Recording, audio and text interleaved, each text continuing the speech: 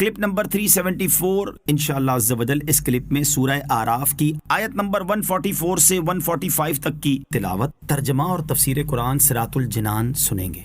بسم اللہ الرحمن الرحیم۔ اللہ کے نام سے شروع جو نہایت مہربان رحمت والا ہے۔ قال یا موسیٰ انی اصطفیتک علی الناس برسالاتی وبکلامی فخذ ما آتیتک وکن من الشاکرین۔ ترجمہ، اللہ نے فرمایا اے موسیٰ، میں نے اپنی رسالتوں اور اپنے کلام کے ساتھ تجھے لوگوں پر منتخب کر لیا، تو جو میں نے تمہیں عطا فرمایا ہے اسے لے لو اور شکر گزاروں میں سے ہو جاؤ۔ قال یا موسیٰ، فرمایا اے موسیٰ۔ اللہ تعالیٰ نے حضرت موسیٰ علیہ السلام کو دیدار کے مطالبے پر منع فرما دیا تھا۔ اس آیت میں اللہ تعالیٰ حضرت موسیٰ علیہ السلام پر کیے گئے انعامات کو گنوا کر انہیں تسلی دیتے ہوئے شکر کرنے کا حکم دے رہا ہے۔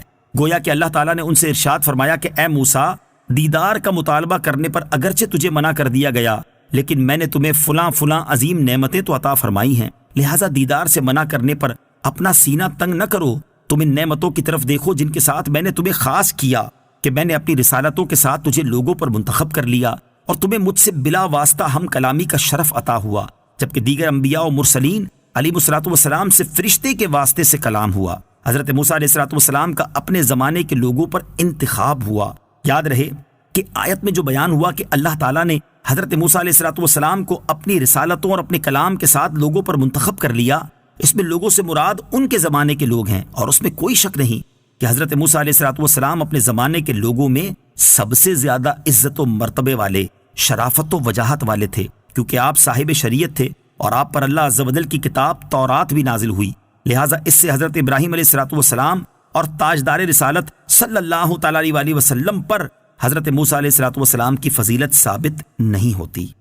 وَكَتَبْنَا لَهُ فِي الْأَلْوَاحِ مِن كُلِّ شَيْءٍ مَوْعِظَةً وَتَفْصِيلًا لِكُلِّ شَيْءٍ فَخُذْهَا بِقُوَّةٍ وَأْمُرْ قَوْمَكَ يَأْخُذُوا بِأَحْسَنِهَا سَأُرِيكُمْ دَارَ الْفَاسِقِينَ۔ ترجمہ، اور ہم نے اس کے لیے تورات تختیوں میں ہر چیز کی نصیحت اور ہر چیز کی تفصیل لکھ دی، اور فرمایا اسے مضبوطی سے پکڑ لو اور اپنی قوم کو حکم دو کہ وہ اس کی اچھی باتیں اختیار کریں، ان قریب میں تمہیں نافرمانوں کا گھر دکھاؤں گا۔ وَكَتَبْنَا لَهُ فِي الْأَلْوَاحِ، اور ہم نے اس کے لیے تختیوں میں لکھ دی۔ حضرت عبداللہ ابن عباس رضی اللہ تعالیٰ عنہ فرماتے ہیں الواح یعنی تختیوں سے مراد تورات کی تختیاں ہیں، اور آیت کا معنی یہ ہے کہ ہم نے حضرت موسیٰ علیہ السلام کے لیے تورات کو تختیوں میں لکھ دیا۔ جن تختیوں میں تورات کو لکھا گیا وہ زبرجد یا زمرد کی تھی، اور ان کی تعداد 7 یا 10 تھی۔ تورات عید الاضحیٰ کے دن حضرت موسیٰ علیہ السلام کو عطا ہوئی۔ نیز اس آیت میں مزید یہ چیزیں بیان ہوئی ہیں۔ نمبر 1، ہر چیز کی نصیحت۔ اس سے مراد یہ ہے کہ حضرت موسیٰ علیہ السلام اور ان کی قوم کو اپنے دین میں حلال، حرام اور اچھی بری چیزوں سے متعلق جن احکام کی ضرورت تھی وہ سب تورات میں لکھی ہوئی تھی۔ نمبر 2، ہر چیز کی تفصیل۔ اس کا معنی یہ ہے کہ بنی اسرائیل کو جتنے احکام شریعہ دیے گئے تھے، تورات میں ان تمام احکام کی تفصیل لکھ دی تھی۔ نمبر 3، تورات کو مضبوطی سے پکڑنا۔ قوت اور مضبوطی سے پکڑنے کا مطلب یہ ہے کہ بڑی کوشش، چستی، ہوشیاری اور شوق سے اس میں موجود احکام پر عمل کرنے کا عزم کر کے اس کو ہاتھ میں لو۔ نوٹ یاد رہے کہ اس میں خطاب اگرچہ حضرت موسیٰ علیہ السلام سے ہے، لیکن اس سے مراد آپ کے ساتھ آپ کی قوم بھی ہے۔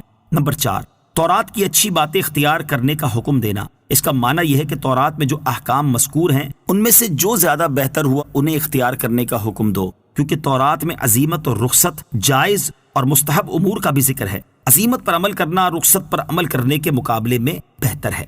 ایک قول یہ ہے کہ تورات میں امر و نہی کا بیان ہے، تو جس کام کے کرنے کا حکم دیا گیا ہے اسے کرنے، اور جس سے منع کیا گیا ہے اس سے رک جانے کا حکم دو۔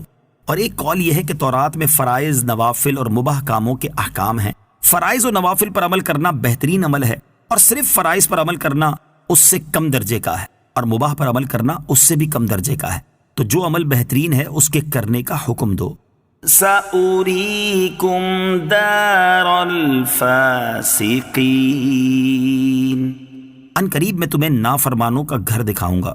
مفسرین نے اس آیت کے کئی معنی بیان کیے ہیں۔ حضرت حسن اور عطا رحمت اللہ تعالی علیہما نے کہا بے حکموں کے گھر سے جہنم مراد ہے، اور حضرت قتادہ رضی اللہ تعالیٰ عنہ کا قول ہے کہ معنی یہ ہے کہ میں تمہیں شام میں داخل کروں گا اور گزری ہوئی امتوں کے منازل دکھاؤں گا جنہوں نے اللہ عز و جل کی مخالفت کی تاکہ تمہیں اس سے عبرت حاصل ہو۔ اور عطیہ عوفی کا قول ہے کہ دار الفاسقین سے فرعون اور اس کی قوم کے مکانات مراد ہیں جو مصر میں ہیں، اور مفسر سدی کا قول ہے کہ اس سے منازل کفار مراد ہیں۔ کلبی نے کہا کہ اس سے عاد و سمود اور ہلاک شدہ امتوں کے منازل مراد ہیں جن پر عرب کے لوگ اپنے سفروں میں ہو کر گزرا کرتے تھے۔